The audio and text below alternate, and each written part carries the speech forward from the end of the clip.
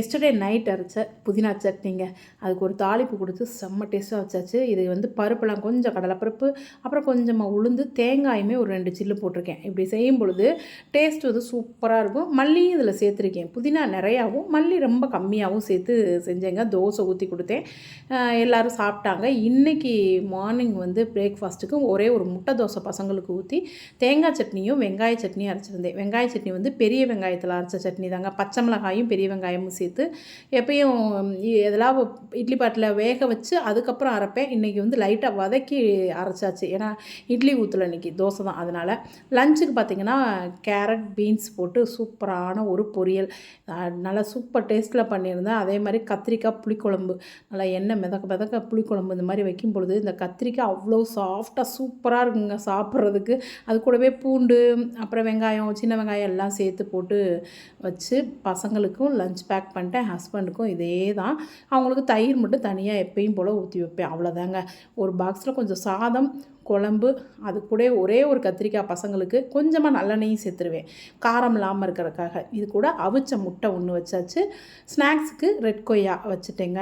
இதெல்லாம் வச்சுட்டு வேலையெல்லாம் முடிச்சுட்டு அப்படியே சந்தைக்கு போனோம். அப்போ அதுக்கு முன்னாடியே ஒரு நர்சரி போயாச்சு. நர்சரி விசிட் முடித்து காய்கறி சந்தைக்கு போயாச்சுங்க. திருப்போணம் சந்தைக்கு, செவ்வாய்க்கிழமை சந்தைக்கு. இந்த காயெல்லாம் என்ன ரேட் இருக்குன்னு பார்க்குறீங்க? இந்த பாவக்காய் 20 ரூபா தான். எவ்வளோ காய்! இந்த காய் இப்போ சீசனே இல்லைங்க. ஆனால் 20 ரூபா.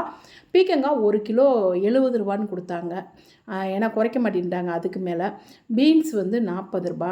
அதே மாதிரி இது புடலங்காயும் 20 ரூபாயா. கேரட் அரை கிலோ 40 ரூபா. பச்சை மிளகாய் 20 ரூபா. இந்த கத்திரிக்காய் 3/4 கிலோ இருக்கும்னு நினைக்கிறேன். அதுவும் 20 ரூபா தாங்க. 3/4 கிலோ ஒட்டி இருக்கும். புதினா மல்லி 10 ரூபா தான். ஒரு சின்ன சின்ன கட்டு நிறையா இருக்குது. இதெல்லாம் வந்து நம்ம கடைகளில் வாங்கினா கூட தான் இருக்கும். 10 ரூபான்னு கொடுத்தாங்க. அப்புறம் பச்சை பட்டாணி 50 ரூபா 60 ரூபா அந்த மாதிரி சேல் பண்ணாங்க. நான் 60 ரூபாய்க்கு வாங்கினேன். 10 ரூபா பூசணிக்காய்.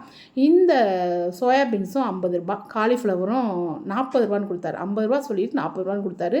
வெண்டைக்காய் வந்து நான் 80 ரூபாய்க்கு கிலோ சொல்லிக்கிட்டு இருந்தாங்க. அப்புறம் பார்த்திங்கன்னா இது 1 கிலோ ஒட்டியிருக்கும். 40 ரூபாய்க்கே கிடச்சிச்சு. எல்லாம் காய்கறியெல்லாம் வாங்கிட்டு வீட்டுக்கு வந்தாச்சு. நைட்டுக்கு பார்த்திங்கன்னா சப்பாத்தியும் பன்னீர் கிரேவியும் வச்சு கொடுத்துட்டேங்க. இதுதான் இன்றைக்கி நைட் டின்னருக்கு. என் பையனுக்கு எப்பயுமே பன்னீர் ரொம்ப பிடிக்கும்.